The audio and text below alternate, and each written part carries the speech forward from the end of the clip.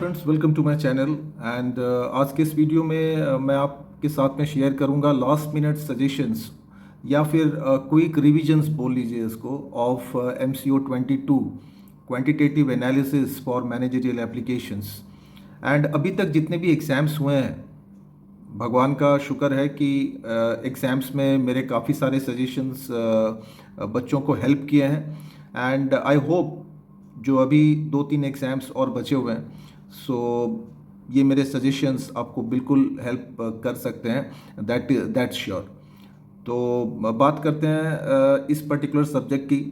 इसके अंदर स्टैटिस्टिक्स भी है एंड बेसिकली तो स्टैटिस्टिक्स के ऊपर ही है and how this statistics plays an important part in managerial decisions. Okay, start करते हैं video without wasting any time. And जिन स्टूडेंट्स ने अभी तक मेरे चैनल को सब्सक्राइब नहीं किया हुआ है, काइंडली सब्सक्राइब, क्योंकि इसके बाद भी अभी बहुत ही ज़्यादा यूज़फुल वीडियोस अभी आपके नेक्स्ट सेमेस्टर्स के लिए आने वाले हैं, तो आपको बहुत फ़ायदा होगा। एंड स्टार्ट करते हैं। तो पहला जो क्वेश्चन है, what are primary data and briefly describe the methods of collecting primary data. As we know कि primary data are those data which are collected by the researcher for the very first time। ठीक है, तो यहाँ से तो चीज़ समझ में आ जाती है। एंड ये बेसिकली ये 4 मेथड्स हैं जो आपके सिलेबस में दिए हुए हैं, methods of collecting primary data. इसमें सबसे पहला जो मेथड है दैट इज़ ऑब्जर्वेशन मेथड। यहाँ पे हम लोग रेस्पोंडेंट्स को ऑब्जर्व करते हैं and we try to collect the data with their responses, I mean their observations, their attitude, their personality. So this is again but यहाँ पे observation के लिए the researcher must be a very experienced and professional person, so that he will be able to observe the behaviors of the other people. The second method is questionnaire method. यहाँ पे a list of questions is sent to the respondent and the respondent is asked to answer the questions, and on that basis we collect the primary data. The third method is the interview method. As we know, interview method, we have came across this method quite a number of times. जब हम लोग job के लिए apply करते हैं तो वहाँ पे इंटरव्यूअर जो होते हैं वो बहुत सारे क्वेश्चंस पूछते हैं। तो बेसिकली उनका मेन मकसद यही होता है कि भाई ज़्यादा से ज़्यादा डेटा कलेक्ट किया जाए। तो ये मेथड भी बहुत पॉपुलर है। The other one is telephone method. Telephonic discussion से we try to collect, we ask few questions and verbally the respondent is asked to answer the question. ये चारों मेथड के मेरिट्स एंड डिमेरिट्स आपको बिल्कुल करके जाने हैं फॉर द एग्ज़ाम। आगे चलते हैं नेक्स्ट क्वेश्चन में। What are the various sources of collecting secondary data and what precautions that we should use while collecting secondary data? Now, as we know, these secondary data are second-hand data. That means they are collected by somebody else and we are using them. Like जितने भी information जो Google पे हैं या कोई भी websites पे हैं, तो ये सारे secondary data हैं, क्योंकि ऑलरेडी ये किसी ने कलेक्ट किया है एंड उसको गूगल पे पोस्ट किया है, and we are just using those information. So we have to be very careful while collecting secondary data, because all the websites are not reliable. They may contain false information. तो ये 3 method है जहाँ से secondary data collect कर सकते हैं। सबसे पहले तो पब्लिश सोर्सेस में गवर्नमेंट पब्लिकेशंस होते हैं, वहाँ से कलेक्ट कर सकते हैं। इंटरनेशनल पब्लिकेशंस होते हैं, बहुत सारी एजेंसीज़ हैं, कंपनीज़ हैं, गवर्नमेंट्स हैं, फॉरेन गवर्नमेंट्स, वो भी रिलीज़ करती हैं। Publications by various committees and commissions and some private publications. So ये पब्लिश्ड सोर्सेस हैं। I mean basically magazines, reports या फिर न्यूज़पेपर से जो हम लोग कलेक्ट करते हैं, सो दैट इज़ पब्लिश्ड।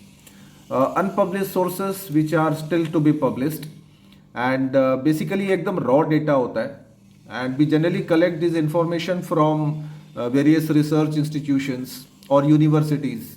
तो वहाँ से हम लोग वो फाइल को वहाँ से निकाल के फिर स्टडी करते हैं। And the third one is electronic sources. Just now I was telling you about the internet and secondary source of information is not as reliable as a primary source. And while collecting data from secondary sources, we must be very particular that it should suit our objective. It should, it should serve our purpose. It should be very, very reliable from where we are collecting this data. Then it must be adequate. It must be sufficient. So these three things we must consider before collecting secondary data. Next question, what are the factors that should be considered before designing a questionnaire and write a sample questionnaire? जैसा कि अभी मैंने आपको बताया कि questionnaire is a list of questions asked to the respondent and एक questionnaire को जब हम लोग बनाते हैं तो ये सारी चीज़ें हमें ध्यान रखनी होती है. उसमें एक कवर लेटर होना चाहिए. The number of questions must be very very minimum. Questions simple और शॉर्ट होने चाहिए, बहुत लंबे नहीं होने चाहिए. एंड कोई भी सेंसिटिव क्वेश्चंस या फिर ऐसा कोई भी क्वेश्चन जो रेस्पोंडेंट के इमोशंस को हर्ट करे, that should be avoided. And ऐसा कोई भी क्वेश्चन नहीं होना चाहिए which requires mathematical calculations. And ये क्वेश्चंस की लॉजिकल अरेंजमेंट्स होनी चाहिए एंड फुट नोट्स. तो ये कुछ एक क्राइटेरिया है, I mean for a good questionnaire. And आपको एग्जाम्स में मिल सकता है, आपको हो सकता है कि कोई भी एक केस दे दे, उसके ऊपर आपको क्वेश्चनर लिखने के लिए बोले, या फिर आपको द क्वेश्चन में भी आस्क कि भाई write a sample questionnaire of your choice. So ये एक सैम्पल है यहाँ पे क्वेश्चनर का, जहाँ पे यहाँ से नेम से स्टार्ट कर सकते हैं, name, gender, age, mobile numbers, so like that. तो बहुत सारे questions, I mean 15 to 20 questions in a questionnaire, I think that is enough. The next question, what is classification of data and why classification is done? I mean, what is the importance of classification and what are the various types of classifications done by the firms? So basically, as the name implies, classification is a process of arranging the data according to the similarities or dissimilarities. In other words, we can say grouping of data. And इसके जो main objectives हैं, basically to condense the mass data into smaller parts, to help in the comparison and to make a tabular representation of the data and to highlight the significant features. And when we talk about the different classification of data, so these are the 4 different classification which are commonly used by the firms. पहला जो classification है that is geographical classification which is based on the geography, I mean zones और states और cities. Chronological classification में यहाँ पे classification is done on the basis of date. जिस date में जो भी इवेंट होता है accordingly we make the classification. Then qualitative classification which is based on the attributes और quality of the data. And lastly, quantitative classification, which is done on the basis of numbers, quantity. And next question, describe the various diagrams and graphs that can be used for charting of the frequency distribution. तो ये कुछ एक diagrams हैं 4 types के. जैसे बार diagram हम लोग जानते हैं, हिस्टोग्राम्स जानते हैं, जूनियर क्लासेस में स्कूल लेवल में किए हुए हैं, फ्रीक्वेंसी पॉलीगॉन, ओजाइव. तो ये कुछ डायग्राम्स हैं जो आप मेंशन कर सकते हैं अपने आंसर्स में. ओके, आगे चलते हैं. What are measures of variations and इसके पर्पस क्या है एंड इसके different types of measures of variation. तो मेजर्स ऑफ वेरिएशन का डेफिनेशन देखते हैं. In statistics measures of variation refer to how far the data apart from each other. कोई भी 2 डेटा को जब हम लोग कंपेयर करते हैं तो how closely they are related, मतलब उनके बीच में गैपिंग्स कितनी होती है या उनका रिलेशन क्या होता है, ये फाइंड आउट करने के लिए we do variations. And the main purpose is to find the reliability of the data, to find the causes of variation. जो भी वेरिएशन होता है, जो डिफरेंस होता है, उसके causes. And then it helps to make comparison of the various data या फिर quantities and to measure the variability of the data. Okay, and different types of variation की बात करते हैं. ये 4 टाइप के वेरिएशंस हैं जो हम लोग स्टैटिस्टिक्स में यूज़ करते हैं. रेंज, हम लोग जानते हैं कि जो सबसे छोटी लिमिट और सबसे बड़ी लिमिट, उन दोनों के डिफरेंस को भी generally termed is as range. Quartile deviation है, मीन डेविएशन जो एवरेज मीन पे डिपेंड करता है, and standard deviation, this is the most popular one. And ये चारों के मेरिट्स एंड डिमेरिट्स ये आपको याद रखने हैं for the exams, and along with its formula. इसके ऊपर आपको न्यूमेरिकल्स भी मिल सकता है। ओके, आगे चलते हैं। A short note on coefficient of variation, जिसको हम लोग शॉर्ट में बोलते हैं CV। Now basically it is the ratio of the standard deviation to the mean. Standard, ये फॉर्मूला मैंने यहाँ पे लिखा हुआ है, SD बाय मीन, मतलब ratio of standard deviation by mean, and you can multiply it with 100 so that we can write the answer in percentages. इसके जो uses हैं basically for the comparison and to find the consistency of the data, and finance industry में इसको काफ़ी use करते हैं investors। तो ये कुछ practical uses हैं CV के। like that skewness, now skewness को define करने के लिए ये sentence काफ़ी है, the degree of symmetry observed in the probability distribution. Now from here like we can find out whether जो डेटा, वेरियस डेटा कलेक्ट करते हैं, उनके बीच में उनका रिलेशंस कैसे है, उनकी वेरिएशंस कैसी है। तो बेसिकली ये 3 टाइप के skewness generally we draw in statistics. एक तो सिमेट्रिकल रिजल्ट मिल सकता है, symmetry that means where mean and median and mode all the 3 are equal. Positively skewed distribution होता है where mean is greater than median and median is also greater than mode, and negatively में just the reverse of this. And इनको हम लोग graph में भी plot कर सकते हैं, something like this. So this middle one जहाँ पे मीन, मीडियन, मोड ये तीनों इक्वल होते हैं, एंड पॉजिटिवली स्क्यूड में mean is greater than median and mode, and this is the reverse case, negatively skewed. Okay, आगे चलते हैं नेक्स्ट क्वेश्चन में। Write a short note on coefficient of skewness, and basically इसकी definition याद रखनी है आपको। Relative skewness, I have written this, या बेसिकली स्क्यूनेस की कोएफिशिएंट है like it is the again the difference of mean and mode divided by SD. I mean the ratio between the difference of mean and mode with standard deviation. So that is called coefficient of skewness. Always remember the formula so that will help you to write the definition of this. And this coefficient of skewness always lies between +1 and -1. ये point आपको याद रखना है. And Carl Pearson and Bowley, ये दोनों के जो formulas हैं to find out the coefficient of skewness, they are very very popular. इसके ऊपर आपको न्यूमेरिकल्स बिल्कुल मिल सकते हैं. And next question, what is the role of probability in decision making? Explain the various approaches of probability. Now basically probability is a measure of uncertainty or uncertain situation, and ये formula है probability का, number of favorable outcome by total number of possible outcomes. And why we are using this probability in decision making? Basically it helps to conduct the scenario analysis, it helps an organization to forecast the sales, it helps to to evaluate the risk कि भाई risk कितनी हो सकती है, and stock market में इसको हम लोग बहुत ज़्यादा यूज़ करते हैं. And let's talk about the different approaches to probability. ये बहुत ही इंपॉर्टेंट क्वेश्चन है फॉर द एग्जाम्स. ये 3 अप्रोचेस आपको बिल्कुल पढ़ के जाने हैं फॉर द एग्जाम. पहला है क्लासिकल अप्रोच, उसके बाद में relative frequency approach, third subjective approach. So this 3 approaches of probability along with the numericals and their formulas, ये आपको ध्यान में रखने हैं. ओके, आगे चलते हैं. Short note, Bayes theorem. Bayes theorem basically on the probability only, and Bayes theorem पे भी आपको न्यूमेरिकल्स मिल सकते हैं, and this formula you are going to learn for this.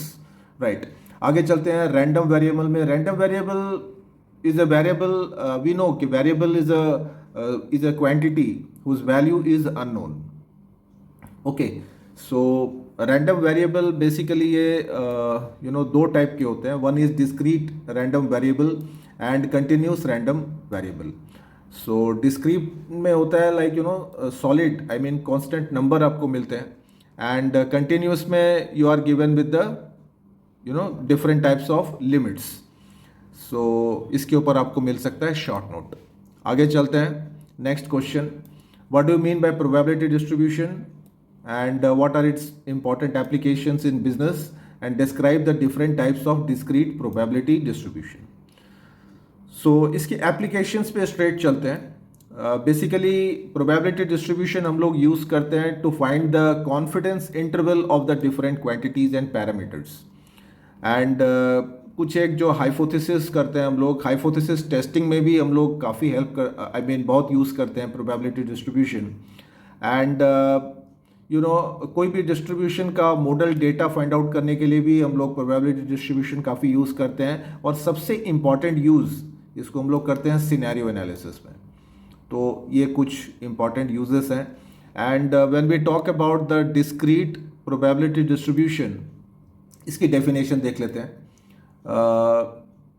It counts the occurrences that have finite और countable outcomes, I mean जो number of outcomes हैं we can measure that, so that is called discrete probability distribution. And when we talk about the different types of outcomes, I mean different type of probability distribution, तो ये Bernoulli process, इसके ऊपर आपको short note भी बहुत बार exams में मिलता है, एंड बाइनोमियल डिस्ट्रीब्यूशन, ये भी बहुत इंपॉर्टेंट है। एंड इसके बाइनोमियल डिस्ट्रीब्यूशन पे just now I posted a video also on the numericals, तो ये फॉर्मूला आपको याद रखना है, इसके ऊपर आपको न्यूमेरिकल्स मिल सकता है। एंड पॉइजन डिस्ट्रीब्यूशन, इस पे भी मैंने just now I posted one video on how to find Poisson distribution, so the link will be shared in the description box of the video. Kindly follow the links or the previous videos on the numericals so that you will have a better practice. आगे चलते हैं, continuous probability distribution में इसके main important uses in by the business firms and the different types of continuous probability distribution. Again, scenario analysis तो common ही होता है, discrete या फिर कंटिन्यूस दोनों में ही। सेल्स फोरकास्टिंग, सेल्स फोरकास्ट कर सकते हैं कि भाई आने वाले सालों में या महीनों में हमारी सेल्स कितनी हो सकती है, एंड रिस्क इवेल्युएशन, ये तीन आपको कोई भी तरीके से याद रखने हैं। And if you are asked to write about the applications or uses, you can easily write them. Then the different types of continuous probability distribution, basically ये दो टाइप के होते हैं, नॉर्मल डिस्ट्रीब्यूशन, एक्सपोनेंशियल डिस्ट्रीब्यूशन, बहुत ही important है। Normal distribution पे आपको शॉर्ट नोट मिल सकता है एग्जाम्स में, so be very very particular about this. And एक शॉर्ट नोट कर सकते हैं सैम्पल साइज पे, and how we can calculate the sample size. Then the next question, what is the significance of sampling distribution? Explain the different types of sampling distribution. So basically sampling distribution, as the name implies, based on the different samples collected, and these are the important uses of sampling distribution. And जब हम लोग बात करते हैं different types of sampling distribution की, तो ये distribution of mean distribution, sampling distribution of proportion, t distribution, इस पे आपको शॉर्ट नोट मिलता है बहुत बार। So it's very very important to learn properly the different types of sample distribution. जब हम लोग सैम्पल की बात करते हैं, स्टैटिस्टिक्स एज वी नो हमेशा ये अप्रॉक्स में होता है, इट्स नॉट कंक्रीट। एंड यहाँ पे आते हैं कुछ सैम्पलिंग एरर्स, तो इसके ऊपर क्वेश्चंस आपको एग्जाम्स में बहुत बार पूछा जाता है कि what are sampling errors and what are the different types of sampling errors. So basically ये दो टाइप के सैम्पलिंग एरर्स होते हैं, sampling and non sampling errors. Again non sampling errors, they are again divided into respondent errors and administrative errors. And again administrative errors के बहुत सारे errors हैं, तो एरर्स बहुत सारे हो सकते हैं जो आपको थोड़ा सा ध्यान देना है इसके ऊपर लर्निंग में एंड अंडरस्टैंडिंग द कॉन्सेप्ट।